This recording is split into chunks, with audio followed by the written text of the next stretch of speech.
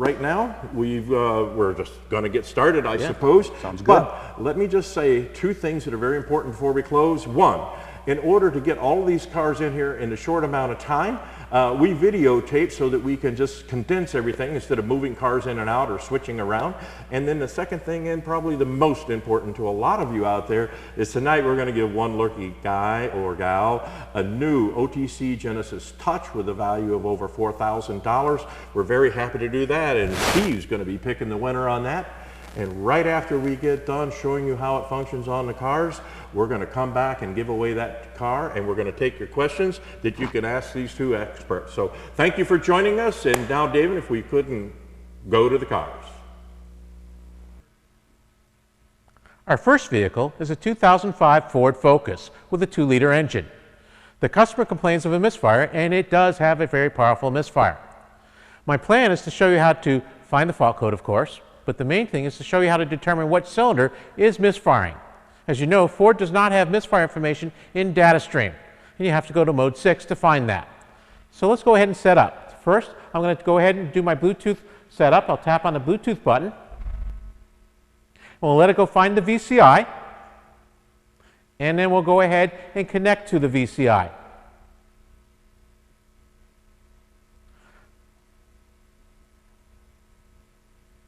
My Bluetooth wizard has now found the VCI, so I'm going to go and tap on Select.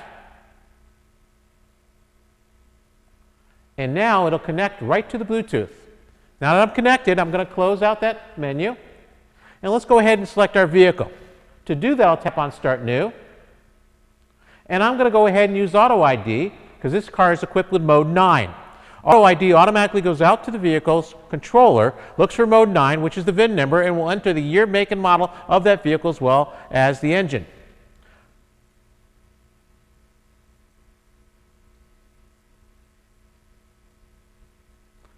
It's now asking to make sure the engine's off, so I'll tap OK.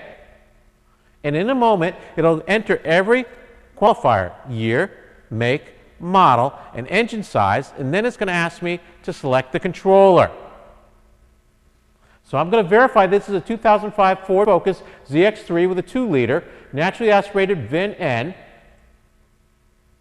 And in a moment, it's going to ask me for what controller I want.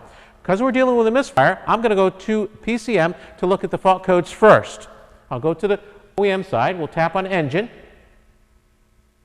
I'm going to tap on Manual Transmission. And now let's go ahead and see what kind of fault codes I have.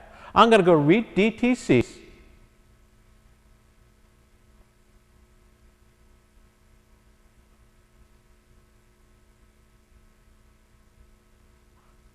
And up come all my DTCs, and you'll notice that in a moment I'll see a fault code P0303 for cylinder 3 misfire. Now luckily, this particular misfire did set a fault code and told us what cylinder it is, but many times a Ford will not tell you. So later on I'm going to show you in mode 6 how I can determine what cylinder it is that is misfiring if I don't have a fault code.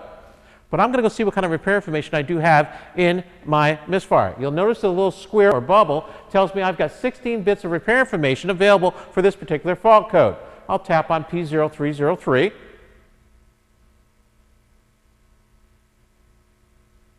Up comes all my available repair information. I'll tap on Code Assist, and it tells me that I've got to replace the ignition coil, and it also could tell me that I possibly need a spark plug and a few other things. But let's go ahead and see what else is available for repair information. If you look in the lower box, you'll see it says Direct Hit has additional repair information in a little blue bubble. And here it says I've got 2 items. So I'm going to tap on Direct Hit. We'll go out to the Identifix website. It'll connect in one moment. And you'll notice that I have a whole host of information available. So I'm going to go ahead and tap Hotline Archives. And there's a hotline archive that covers our fault code, P0303. I'll tap on that. And we're going to go ahead and see what kind of information it tells us. And again, it just confirms the exact same thing, that we may have to replace the coil. So I'm going to close out of my Identifix information, and let's go ahead and do some more testing. To do that, I'll tap on the X up here. I'll then hit Close. I'll then hit Done, and we're back at our diagnostic hub. One of the things that you have to do with Ford when I have a misfire, is that if I don't have a fault code, is try to find out what type of cylinder or what cylinder is actually misfiring. To do that, I actually have to go to mode 6. In order to go to mode 6, I need to go to global OBD2. But many people make one mistake. They go to global OBD2 at the initial turn on of the tool. That's not where I want to go. I first want to enter year, make, and model. So I want to enter 2005 Ford Focus 2-liter, which we already did by selecting Auto ID. So now all I have to do this time is now do a controller change. To do that, I'll go to the pull-up arrow. Up comes all my controllers. I'll go to global OBD2.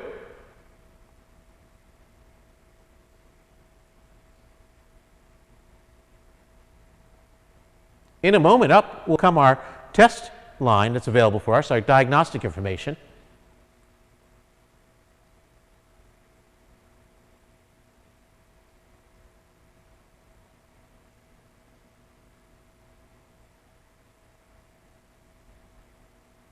And now I'm going to tap on non-continuous mode 6.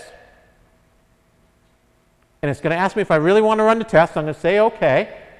And in a moment comes up our mode 6 information. Now remember, I did have a fault code for a misfire for cylinder number 3, P0303.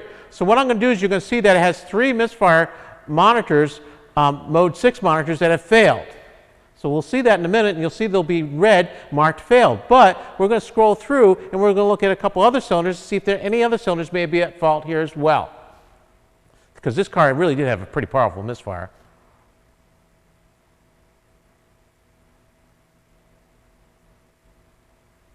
So you notice it says misfire monitor general data, and if you look all the way through, it tells you that they failed. And now it says down at the bottom, if I scroll just a little further up, it says misfire cylinder 3 type B failed. But I'm going to scroll a little bit more so you can see some other information. And you notice that mode 6 also has oxygen sensor. You'll see evap, quite a bit of stuff available, EGR. And we're going to keep going until we get to more misfire data. And we're going to come up in a moment, and I'm going to show you how you would look at a cylinder if I did not have a fault code.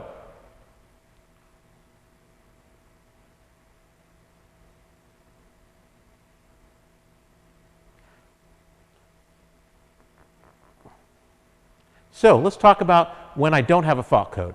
Let's say I have a Ford that has a misfire. I'm now looking at read DTCs, and I have no fault code to tell me what cylinder is at fault. I go to DataStream, there's no misfire data available in DataStream for Ford. All it's going to say is cylinder misfire, yes or no. That's any scan tool in the aftermarket. They're all the same. Many people will tell you that their scan tool can see DataStream with misfires, but they all say one thing.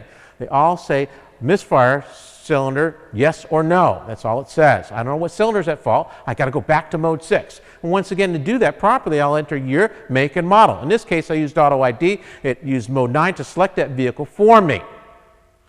Now I go into global OBD2 after I selected year, make, and model. I'll then go to continuous monitors, mode 6. I'll scroll through until I find a cylinder. It looks like I got a slight problem. If you look, now I'm looking at cylinder number 3. It says maximum available for the maximum amount of misfires that before setting a fault code that would occur is 65,000. You'll see that my measured value is 921. My maximum number, once again, is 65,000. If my maximum number is here and my measured value is just slightly below or somewhere below that number, yet it has never gone above the max number, I will not set a fault code. Yet that could be the cylinder that's misfiring because it's very close to the maximum number.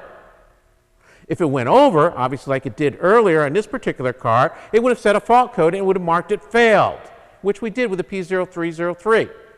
But in this case, in many cars, if I've got no fault code, I'm going to scroll through mode 6, looking at cylinders 1, 2, 3, 4, 5, and 6, 7, and 8, and 9 and 10 if I got a 10 cylinder, and I'm going to look for what cylinder has the highest measured value closest to the maximum number. So once again, if my maximum number is 65,000 and I was sitting around 40,000 at measured value, that's my cylinder that's misfiring. Let's go ahead and do some additional testing. I'm going to go ahead and close out on this by tapping on Done.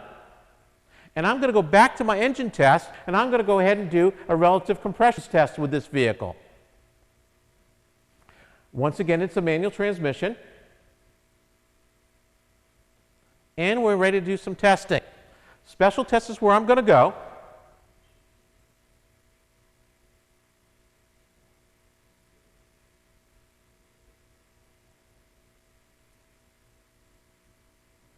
And now when I tap on engine test under special tests, I've got 3 tests available.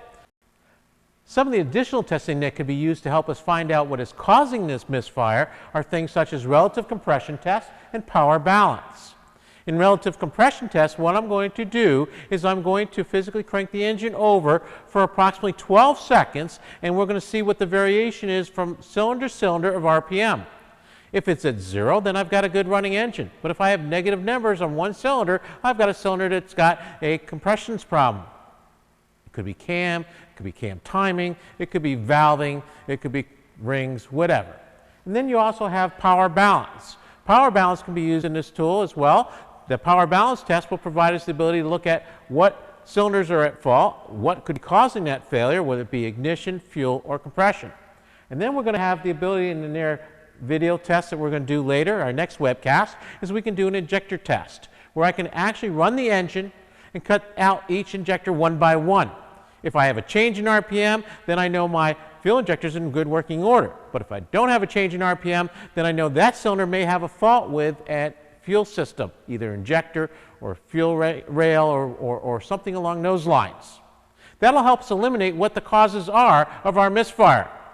So in our next episode, look forward to some special testing to help you determine what your misfires are on a Ford. Hello, I'm Jim Newkirk. I'm the Senior Audi Volkswagen Specialist here at Identifix. And today we're going to be looking at the new Genisys Touch.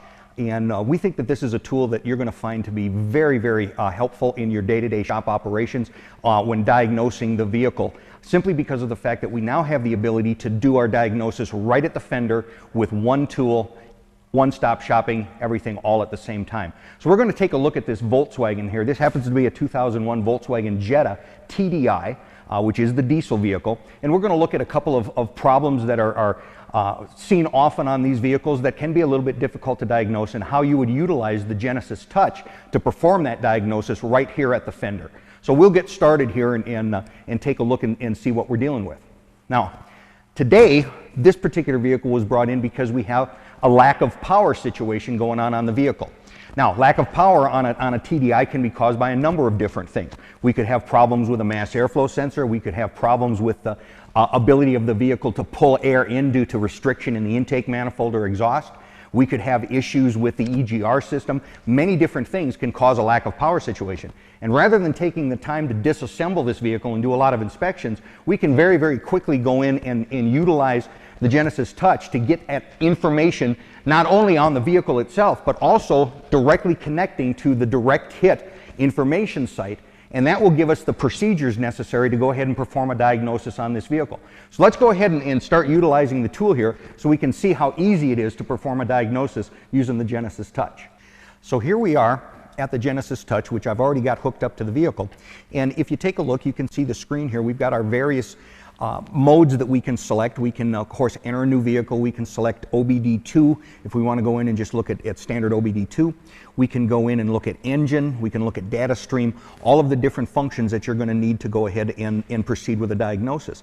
So in this particular case, we're dealing with a lack of power situation on this TDI. So what we're going to want to do is, first and foremost, we're going to want to go ahead and see if there are any trouble codes or DTCs listed in the vehicle that may actually pertain to our lack of power situation. For instance, as I mentioned before, we've got a situation where you have a problem with a mass airflow sensor. That could set a code P0102. So we're going to want to know that ahead of time. So we're going to go ahead and choose to go after trouble code. So I'm going to go ahead and select here, read DTCs.